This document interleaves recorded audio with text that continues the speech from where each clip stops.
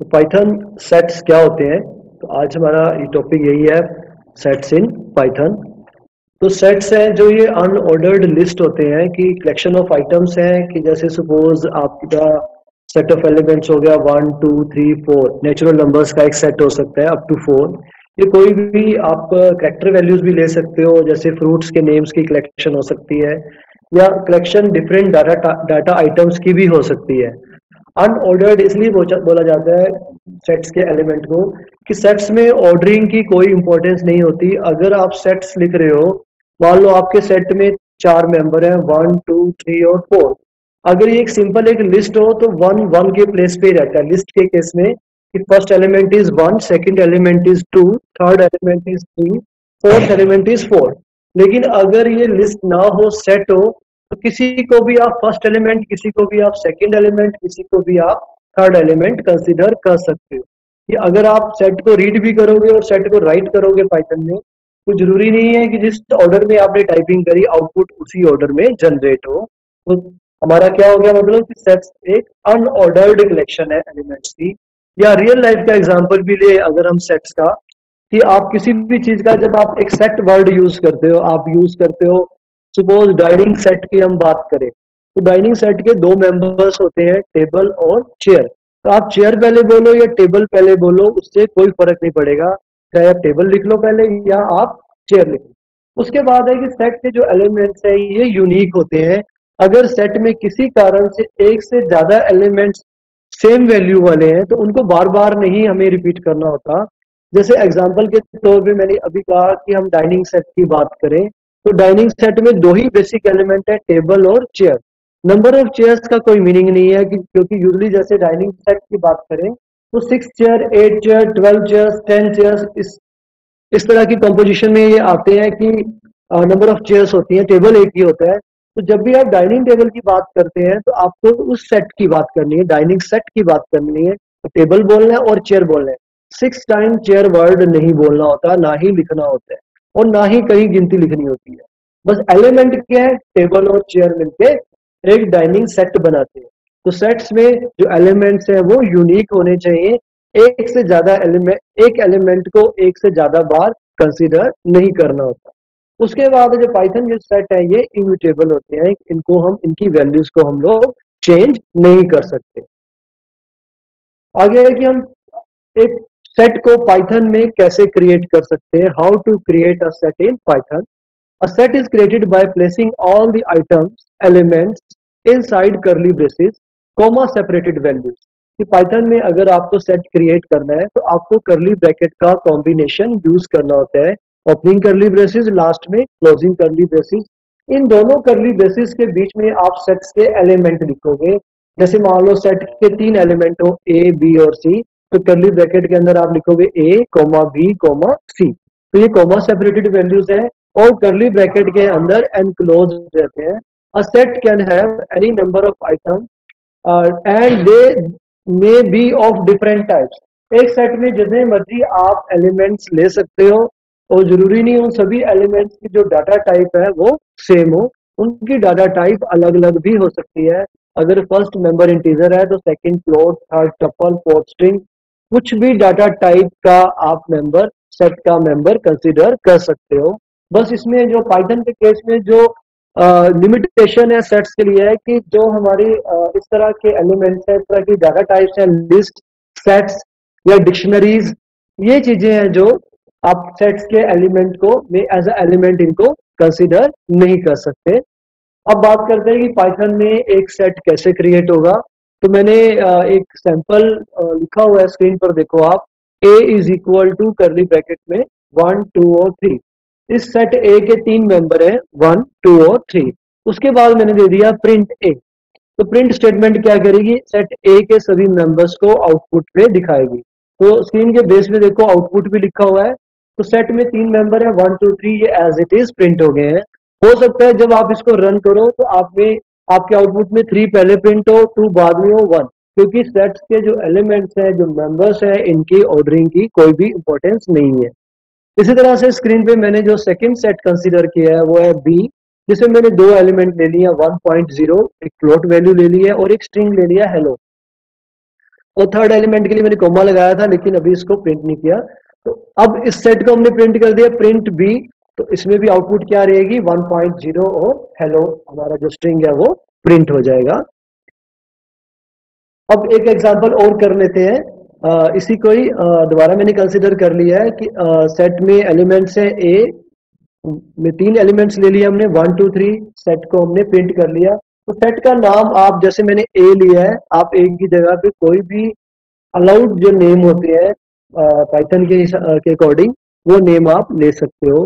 तो इन programming examples में मैंने जो कोड लिखे हैं छोटे नेम किए ए और बी लिए हैं ताकि हमारा ज्यादा स्ट्रेस सेट्स को समझने की तरफ रहे, उसके नेमिंग कन्वेंशन की तरफ हमने ध्यान नहीं दिया। तो ए और बी मैंने सेट्स के नेम दिए इन एग्जांपल्स में, आप कोई भी नाम ले सकते हो।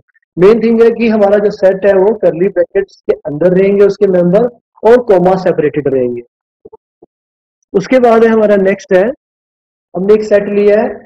अब सेट क्रिएट करने का एक तरीका क्या है कि सेट कीवर्ड भी हम लोग यूज कर सकते हैं। यहाँ मैंने करली ब्रैकेट नहीं ली, आप स्क्रीन पर देख पा रहे हैं सेट क्रिएट करने का ये दूसरा मेथड है a is equal to set, क्योंकि सेट एक मेथड है। इसके बाद मैंने एक नॉर्मल जो पैरेंथेसिस है वो लगाई है, उसके अंदर स्क्वायर ब्रैकेट के अंदर एलिमेंट्स दिए हैं 1 2 3 2।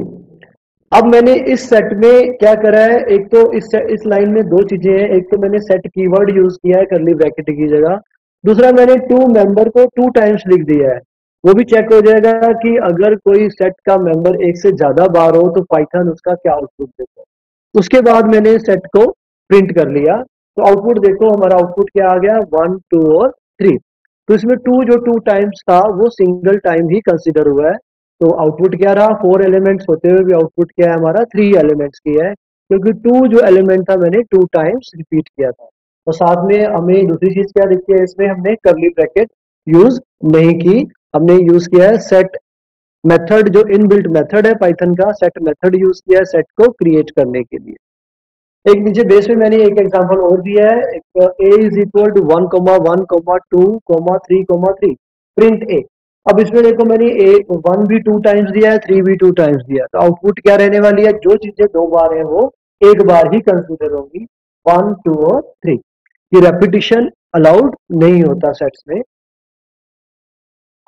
उसके बाद है how to access items of sets in Python, कि पाइथन के जो सेट्स हैं उनकी आइटम्स को हम एक्सेस कैसे कर सकते हैं, उनके एलिमेंट्स को कैसे रेफर कर सकते हैं। तो यूजली जो बाकी डाटा टाइप्स है उसमें इंडेक्सिंग होती है, लिस्ट था टपल है, इनमें इंडेक्सिंग होती है 0 से लेके साइज -1 तक। लेकिन सेट्स के केस में इंडेक्सिंग नहीं होती है, तो you can not access items in the set by referring to an index और अ की। कि सपोज मैंने एक सेट लिया ए जिसमें मैंने 3 एलिमेंट दे दिए 1 2 और 3। अब मैंने प्रिंट स्टेटमेंट दिया प्रिंट ए किस अंदर स्क्वायर ब्रैकेट में मैंने इंडेक्स वैल्यू 0 दे दी। अगर ए एक लिस्ट होता तो इसका आउटपुट क्या रहता 1, क्योंकि एक करली ब्रैकेट के अंदर है तो ये लिस्ट नहीं है, ये एक सेट है। तो अगर आप इस तरह से करोगे तो पाइथन एरर स्लैश करेगी। इस एरर मैंने कॉपी पेस्ट करके डाला है स्क्रीन पर, track back most recent call last, आप इसमें देख सकते हो सेट ऑब्जेक्ट इज नॉट सब्सक्रिप्टेबल, कि ये सब्सक्रिप्टेड वेरिएबल नहीं है, तो ये अलाउड नहीं है कि आप इंडेक्सिंग कर सको, तो आपको कंप्लीट एलिमेंट्स ही प्रिंट करने होते हैं। तो मैंने एक एग्जांपल लिया है, इसको सेट्स को मैंने एक सेट लिया है ए जिसमें मैंने 3 स्ट्रिंग्स ले लिए हैं छोटे छोटे। फर्स्ट स्ट्रिंग लिया है मैंने पेन ड्राइव, सेकेंड स्ट्रिंग लिया है एचडीडी हार्ड डिस्क ड्राइव के लिए, थर्ड स्ट्रिंग लिया है एफडीडी फ्लॉपी डिस्क ड्राइव के लिए। अब हम सेट्स के एलिमेंट्स को अगर प्रोसेस करना हो, अगर याद एक तरीका तो यही है कि आप उसको डायरेक्टली भी प्रिंट कर सकते हो या फिर आप फॉर लूप से भी प्रोसेस कर सकते हो। तो इस सेट को मैंने ए सेट को फॉर लूप से प्रोसेस किया है। फॉर एक्स, एक्स हमारा लूप काउंटर हो गया, एक तरह से लूप को प्रोसेस करने के लिए एक आइडेंटिफायर हो गया। For x in A print x, तो ये क्या करेगा ए के सारे एलिमेंट को 1 बाय 1 प्रिंट करेगा। आप आउटपुट में देख पा रहे हो लिखा हुआ है एचडीडी पेन ड्राइव और एफडीडी। यहाँ आप देखो कि मैंने जब फॉर लूप नहीं यूज किया था, सेट्स को कंप्लीटली जब राइट किया था तो सारे एलिमेंट कोमा लगा लगा कर प्रिंट हुए थे, कर्ली ब्रैकेट भी था। अब मैंने जब एक एक एलिमेंट करके उठाया इनको, तो आप देख पा रहे हैं हर एक एलिमेंट एक अलग लाइन में है, कोई कर्ली ब्रैकेट नहीं है। तो आउटपुट के हिसाब से भी आप फॉर लूप को यूज कर सकते हो रिक्वायरमेंट के हिसाब से, या डायरेक्टली प्रिंट करना है तो डायरेक्टली भी यूज कर सकते हो।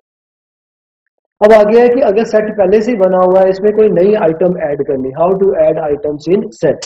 तो इसके दो मेथड है। पहला है कि to add one item to a set use the add method. ये हम ऐड मेथड यूज करें कि कोई सेट है उसमें नया एलिमेंट डालना है तो ऐड मेथड, क्योंकि इसमें इंडेक्सिंग नहीं है तो आप कभी मर्जी इसमें एलिमेंट ऐड कर सकते हो, क्योंकि ऑर्डरिंग नहीं है, किसी भी जगह पे ये सेट में इंसर्ट हो जाएगा।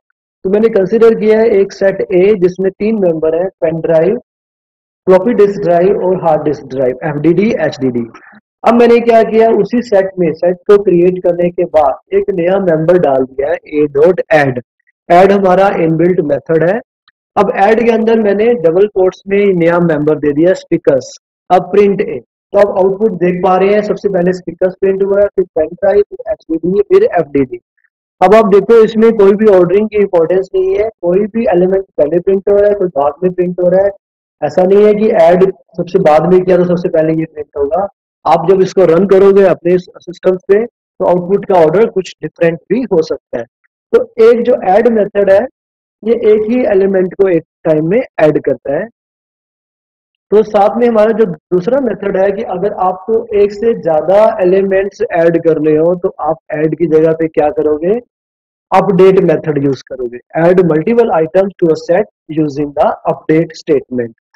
तो मैंने एक सेट फिर से कंसिडर कर लिया, ए जिसमें तीन मेंबर्स हैं, पेन ड्राइव, एफडीडी और एचडीडी, तीनों स्ट्रिंग्स हैं।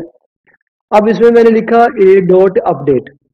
अपडेट के अंदर स्क्वायर ब्रैकेट के अंदर मैंने दो एलिमेंट लिए। इस तरह आप कोमा लगा लगा के जितने मर्जी एलिमेंट्स आप ले सकते हो। फाइनली मैंने ए की वैल्यू को प्रिंट कर दिया। तो आप देखो आउटपुट में पहले हमारे ए में तीन मेंबर थे, पेन ड्राइव, एफडीडी, एचडीडी। उसके बाद तीन दो मेंबर मैंने और ऐड कर दिए अपडेट स्टेटमेंट के साथ, एबीसी और एक्स वाई जेड। तो जब मैंने प्रिंट किया तो ये पांचों मेंबर प्रिंट हुए हैं, X Y Z, pen drive, FDD, ABC और एचडीडी।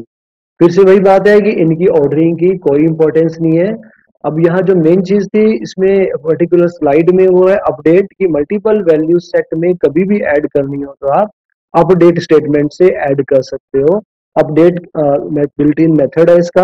अगर सिंगल करनी हो तो आप ऐड मेथड को यूज कर सकते हो।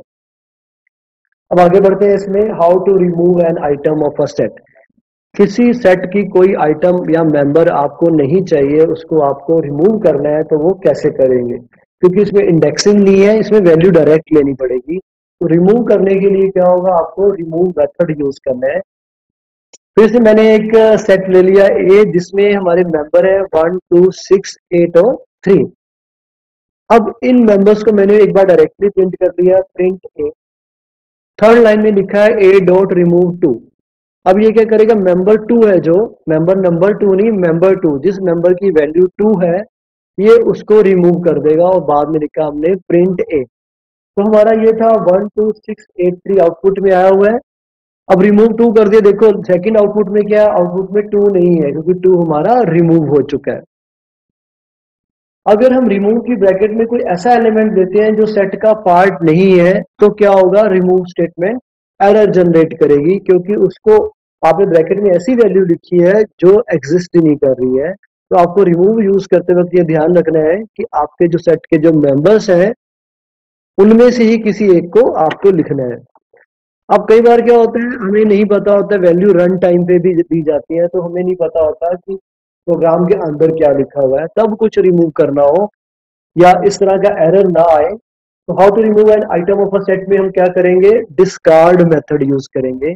इस केस में अगर वो नहीं भी होगा तो एरर नहीं आएगा। ठीक है, मान लो पर्टिकुलर मैंने ये दे दिया a is equal to 1 2 6 8 3, print a dot discard two, print a. तो पहले मैंने ए के एलिमेंट्स प्रिंट किए हैं, फिर दो को टू एलिमेंट है जो हमारा, उसको हमने रिमूव किया है और लिस्ट को प्रिंट कर दिया।